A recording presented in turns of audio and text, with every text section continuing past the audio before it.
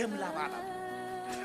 ላብ ለካስ ከጭንቀት ብታት ሲሆን ምን ይሆናል? የደም ላብ አንጠባጠበ።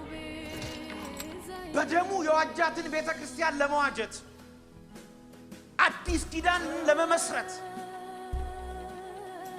የከረመውን የእባብን ኃጢአት ለመጣል ከአውሬው መንጋጋ የሰው ልጅን ለመናጠቅ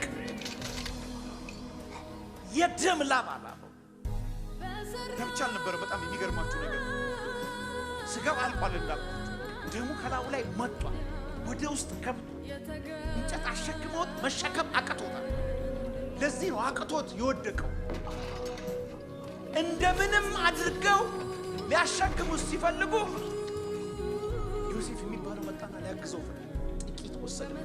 አልታገዝም እጨርሰዋለሁ አምጣ ብሎ ተቀበለ። የሰው ልጆችን በደል እኔ እሸከማለሁ። በመስቀል የተሰቀለ እሱ የተረገመ የእያንዳንዳችንን እርግማን ተሸከመ። አታግዘኝም የኔን መስቀል፣ የልጆችን መስቀል፣ የልጆችን መከራ አንተ አትወስድልኝ፣ እኔ ነው የምጨርሰው ብሎ ባለቀ ሰውነት በተቆራረጠ ስጋ በፈሰሰ ደም ወሰደው። እየወደቀ እየተነሳ ከቤተልሔም ይሁዳ እስከ ጎልጎታ